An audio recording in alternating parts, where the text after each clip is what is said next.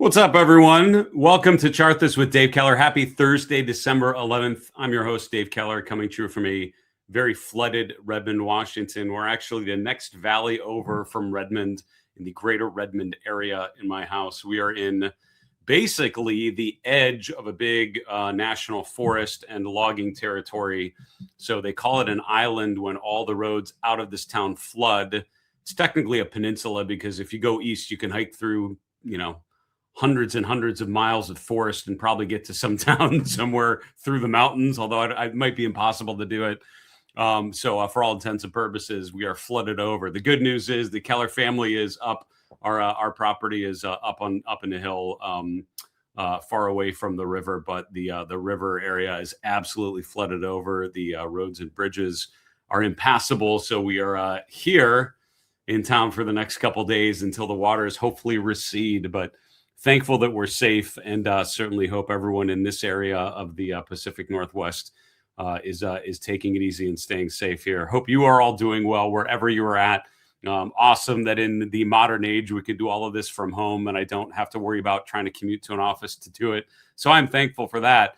Other things I'm thankful for: the S&P having a pretty decent update out of the open. Looked like a really negative day, sort of the first day after the big Fed announcement. Very quickly, the market erased all of the gains from the Fed announcement. But that ended up being a pretty ideal buying point for the day because we closed back up at 6,900, which was literally yesterday's high. So snatching victory from the jaws of defeat, just like our Seattle Kraken, because I did make it to the Seattle Kraken game last night, which was a lot of fun. Overtime victory for the hometown Seattle Kraken. With that in mind, as a somewhat non-financial intro, let's look at the charts together, right? So format of the show, we're going to look at the market conditions. We will see what happened today. We'll reflect on the heat map. We'll call the market carpet on stock charts and talk about some of the key patterns and moves I think you should be aware of. And then I've hand-selected some charts that I think tell a good story about a good narrative about what's happened in the market today. As a reminder, questions are always encouraged and welcome. Please use the comments section on our YouTube channel. Would love to hear from you there. I review every question that comes in, and we're planning an all mailbag episode on Friday, and we'd hope to answer one of your questions on the episode there. All right, here's what's happened. So the S&P opening much lower, closing higher. And again, the reason why on a platform like Stock Charts, we have the 2-day chart going is for exactly like days for like today, right? I mean, if you look at today's trading, sort of feels like we sold off and then sort of found a bottom, and then we rallied and sort of found a top. But the moment you compare it to yesterday, you can see today's low was pretty much exactly where we were at 2 p.m. Eastern yesterday, before the Fed announcement, the 25 basis point cut that saw the spike up to 6,900. So we basically sold off from the open right to that point. Buyers immediately came in, pushed the price back higher. Toward the close, just after 2:30 p.m. Eastern, we reached 6,900, which was yesterday's high. We pulled back a little bit and just rallied right in the last 10 minutes or so. So today basically followed the framework of the previous day. This is why traders, from the first introduction I had to traders that use charts, they would often be looking at yesterday's levels. And there's a whole set of technique called pivot points, which is like using yesterday's levels to anticipate levels of interest today. And days like today remind me of what a very simple but powerful a way that is to understand where we're at now versus just the previous day, because everyone kind of has an anchor to what happened yesterday. So the S&P did close just above 6,900. That's up 0.2%. The Dow, by far the better performer, did not gap down at all, actually opened higher and stayed stronger. It was more of a value over growth general configuration today. So the Dow Jones Industrial Average up 1.3%. The NASDAQ Composite opened lower, rallied, but ended up underwater, pun intended for the local community here, finished down about 0.25%. So if you think about what happens, we showed, I think I still have the chart of the new Dow theory, which is looking at the equal-weighted S&P and the equal-weighted NASDAQ, but you can see what's going to happen here, even without looking at the chart. The equal-weighted S&P pushing to new highs. The equal-weighted NASDAQ is not going to do it on a day when the NASDAQ itself was down 0.25%. Mid caps and small caps all doing pretty well as well. The S&P 600 small cap index up 1.1%. Volatility continues to decline. The VIX is below 15, which, if you think about the history of the VIX, the number of days we've been below 15 is pretty small relative to the, number of days we've been above 15. So we're in pretty rare, low volatility, ultra low volatility, maybe we'll call it. I don't think of that as a big, buy signal. Some would be tempted to think, all right, well, the VIX is, or a sell signal, the VIX is really low. That probably means we're peaking. The VIX can get low and stay low. So for me, it's not about the VIX hitting a very low level, kind of like a put call ratio where you think, all right, well, it's so negative, it's probably bullish or bearish or bullish. No, I think with the VIX, you need to wait until the volatility increases, which tells you there's some anxiety happening. VIX can stay low and stay in the mid to low teens for quite some time, but we're at pretty all-time low levels here. Looking at interest rates, you can see the 10-year, 30-year, and 5-year points all drifted slightly lower. The 10-year yield is just below 4.15. The long bond yield is below 4.8%. 5-year point just above 3.7%. The TLT was down just slightly. The dollar index down slightly as well. So today, crude oil and the U.S. dollar both took a pretty decent hit. Precious metals, particularly silver, continue to do well. We've talked about how silver has been outperforming gold. I don't see anything telling me that relationship is set to change or anything. So, more of the same. Silver doing quite well. SLV was up 2.8% today. Gold doing well. GLD up 1.1%. Copper up 1.6%. All of those came up in my conversations recently with Jeff Hirsch, editor of the Stock Traders Almanac. We should have that ready for you. Hopefully tomorrow morning we'll get that out to you. Still being edited. Natural gas prices, crude oil prices, all getting hit pretty good today. And the energy sector did not do particularly well. Bitcoin got down to just below 90,000 over the last 24 hours. It's dipped down to the 89,000 handle, but rallying here as equities rally. Bitcoin did as well, currently sitting just above $93,000 per Bitcoin. That's up 1.2%. Ether price is not quite as good, although it did rally with stocks, still down about 2% from the end of trading yesterday. And you can see mixed results for the rest of the top 10 coins tracked on the Stock Charts platform.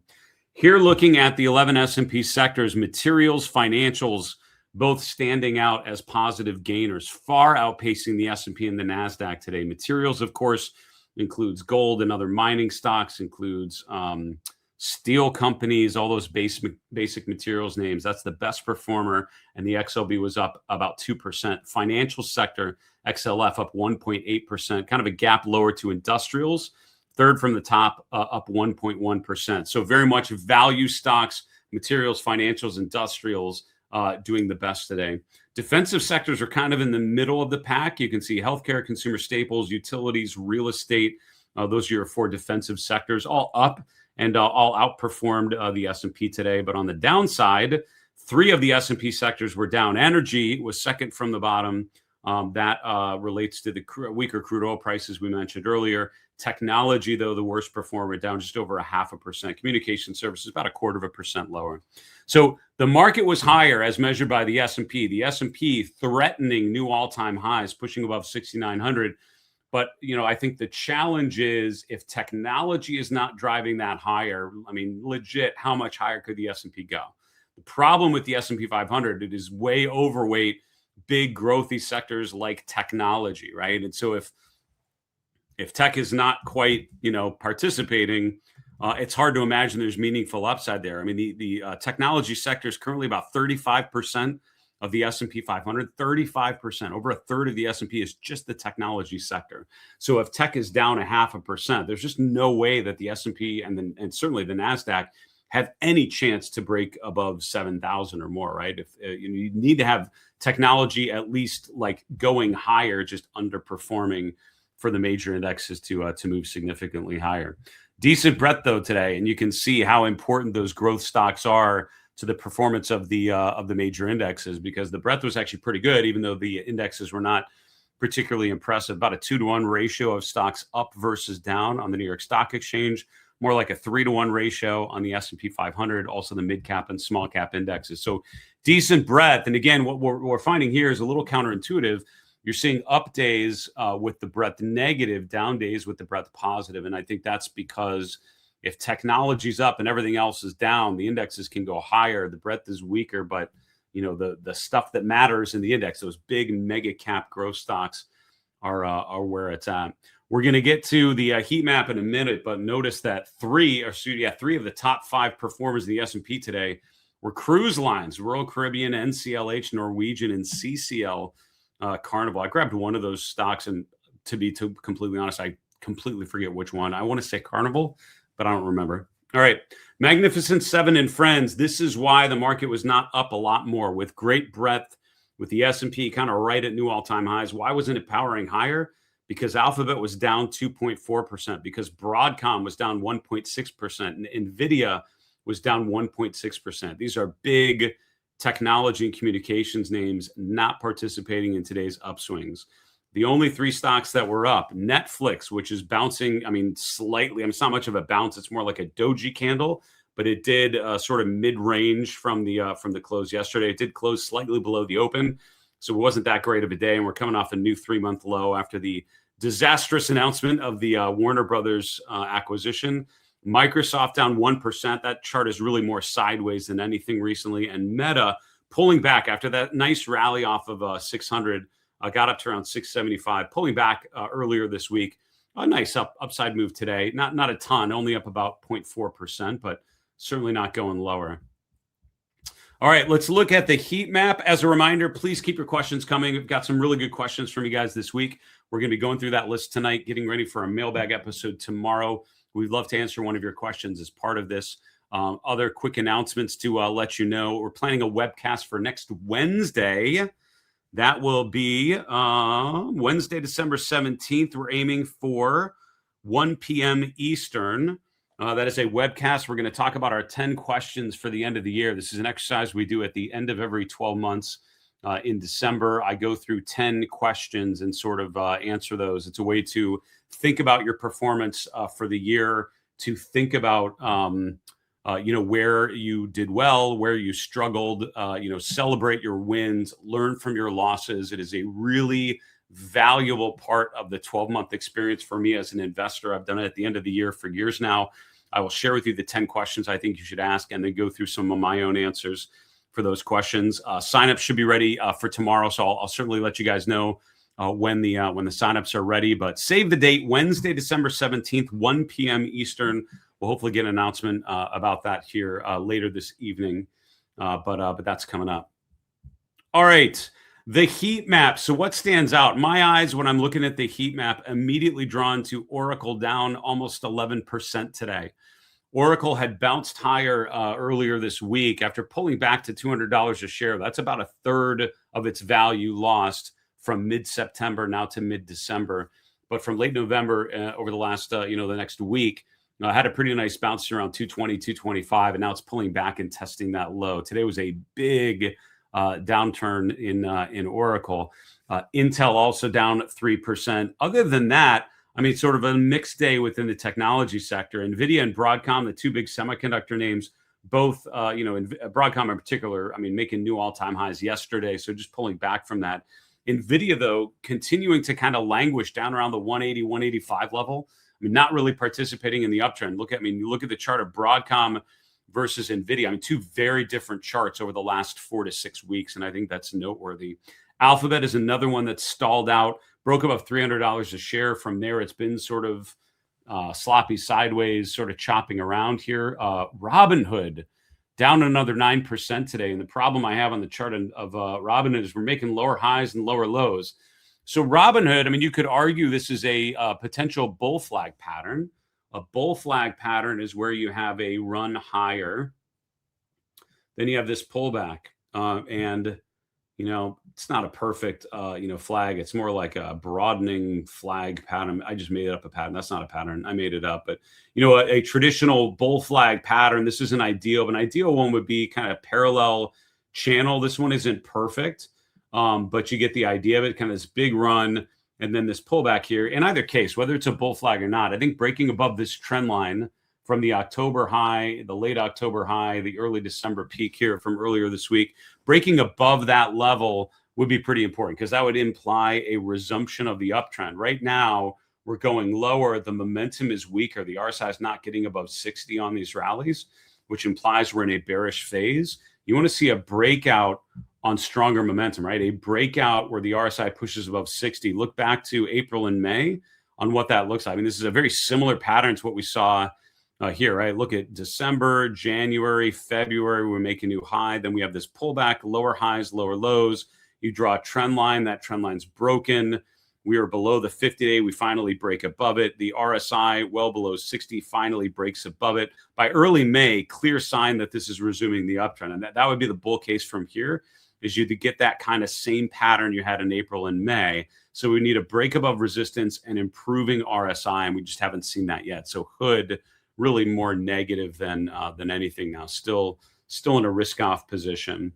Nice moves in the value sectors. Visa and MasterCard both having really good days today. I grabbed one of those, I think MasterCard to show. JP Morgan not quite making new all-time highs, but kind of getting back up to that level. B of A, Wells Fargo, Goldman Sachs, they're all making new highs today. So the financial sector, and again, what's happening is the yield curve is kind of normalizing. That's good for banks. That's usually a really good sign for the financial sector.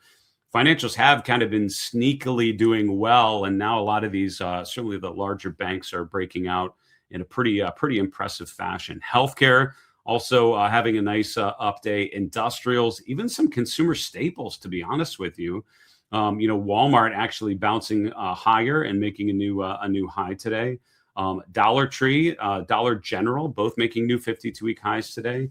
So some encouraging upside moves in some of those consumer staples names. Now that's traditionally more of a defensive sector, but impressive to see some of those breakouts. And that's one of those where I always cringe when someone says, "Well, I don't want to buy Dollar Tree because it's in a defensive sector, and so wouldn't I want to wait until I want to get more defensive?" Again, as I sign off every episode of the show, it's always a good time to own good charts. So I don't care what sector a stock is in. If the chart is good, the chart deserves your attention. And the reasons why that particular stock is going to buck the trend of its sector and trade very much not like a defensive play, but more like an offensive play, that's the kind of thing that people will figure out and be able to explain down the road. I've learned, trust the chart. And if the chart tells you it's a good place to be at a particular time, trust the chart, ignore the macro themes that might suggest otherwise. All right, let's finish off here looking at some charts together. We'll call it an evening here on Thursday, December 11th. Using our traffic light technique that we've been talking about, the S&P just still remaining in a yellow light range, right? The yellow light is sort of between 6,550 and 6,900. That's basically playing off of the peak from late October. That was the previous all-time high. We've been under that all-time high for the last, almost 6-7 weeks. Pushing above 6,900 on stronger momentum would be the bullish outcome. That would suggest a late December rally that would imply strength going into the new year. That would be an ideal scenario for the bulls. The bearish scenario would be we rotate down toward 6,550, and I think anything below there, all of a sudden this chart looks very much other than bullish. I think that's a pretty negative outcome. Between 6,550 and 6,900, it's neutral, right? It's neutral. And there are plenty of things that are working. There are plenty of things that are not, and that's netting out to an S&P that is essentially flat. We continue to see that framework as pretty encouraging. We're watching the RSI, which is just dipping above 60 today, which is encouraging. Weekly S&P, I actually interviewed Julius DeKempener earlier today. That's going to come out probably over the weekend, latest episode of our Market Misbehavior podcast. We've got 2 really good episodes in the works this week. Jeff Hirsch of the Stock Traders Almanac, Julius DeKempener of RRG Research. He and I talked a lot about sector rotation. We looked at the RRG together, which I think you'll find very informative and educational. It was a really good opportunity to have him show how he uses the indicator, the visualization that he designed years ago.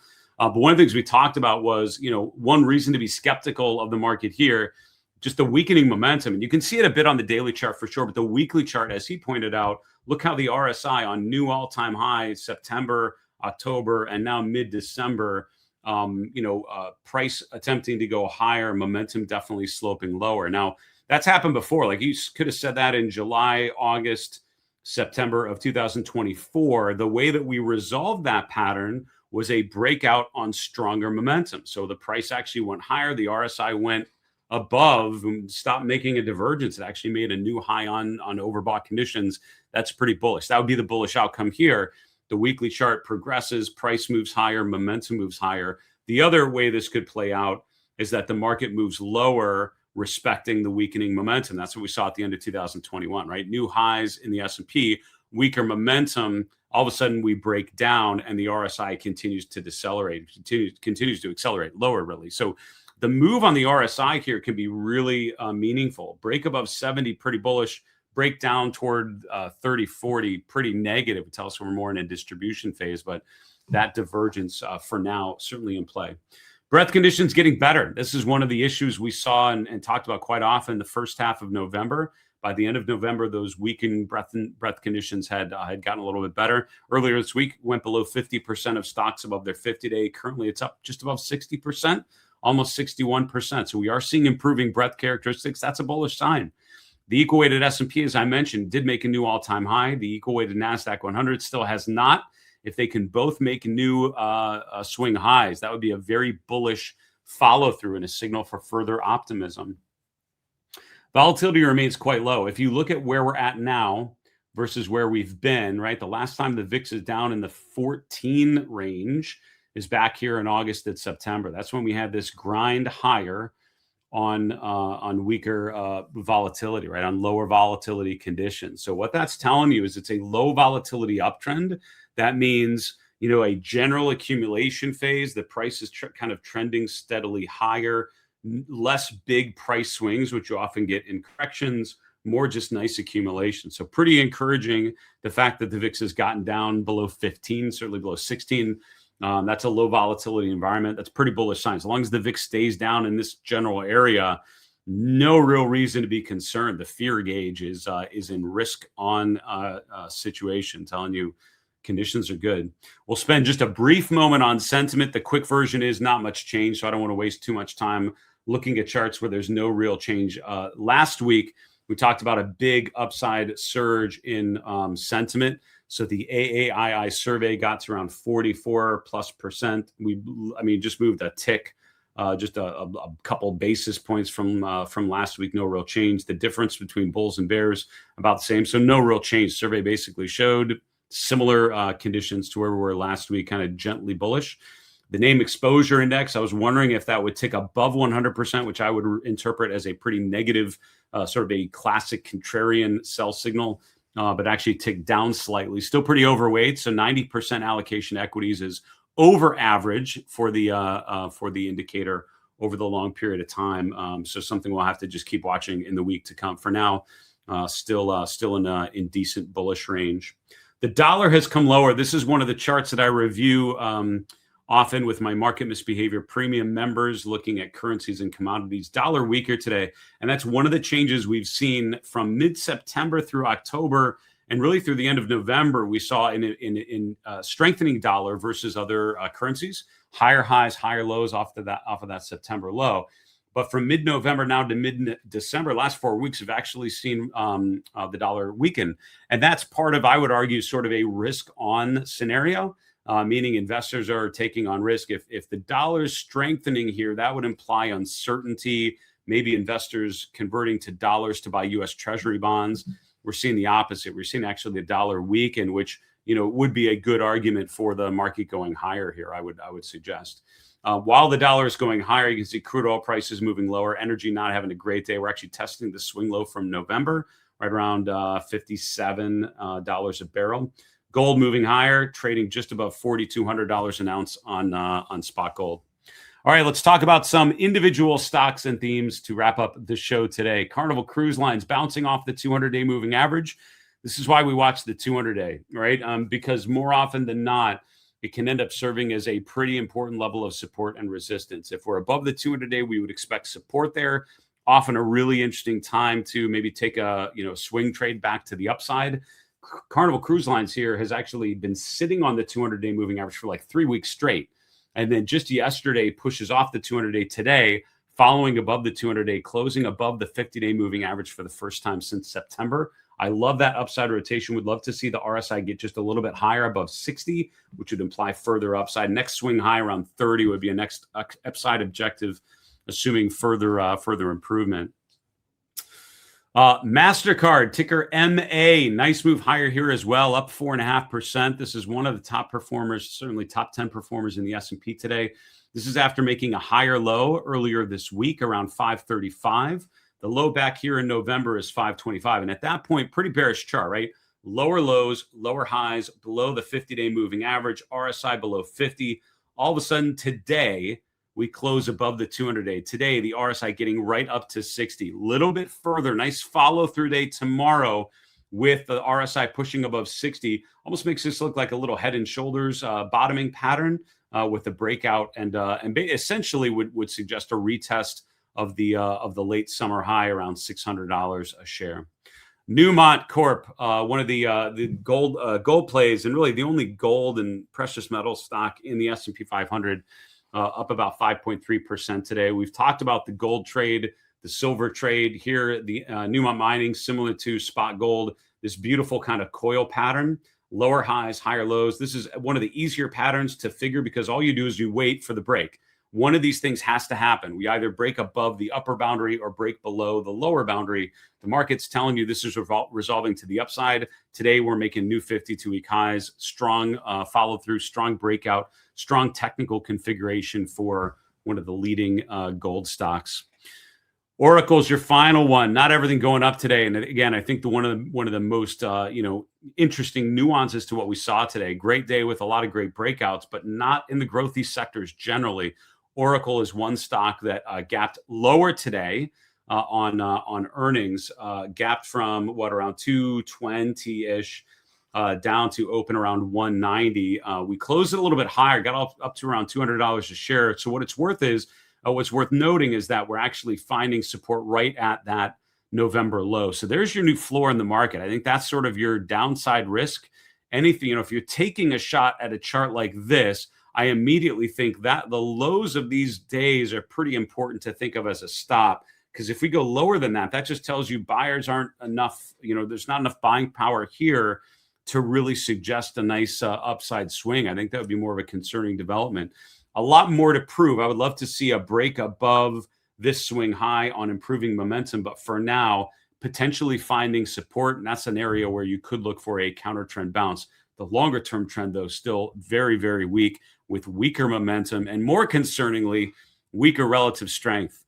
Folks, that'll do it. That's our show for Thursday, December 11th. I hope that this show helps you recognize what's happening in the market, improve your market awareness a bit, but educate you along the way on how to use some of these technical analysis tools and techniques. I appreciate you so much following my work. Please, if you have a question, drop it in our comments section. We'll be going through those questions tonight for our mailbag episode on Friday. In the meantime, have a wonderful Thursday evening. Hope you all are staying safe. If you're in the Pacific Northwest, or anywhere, stay safe and be well tonight. I'm Dave Keller with Market Misbehavior, reminding you it's always a good time to own good charts. Take care, folks.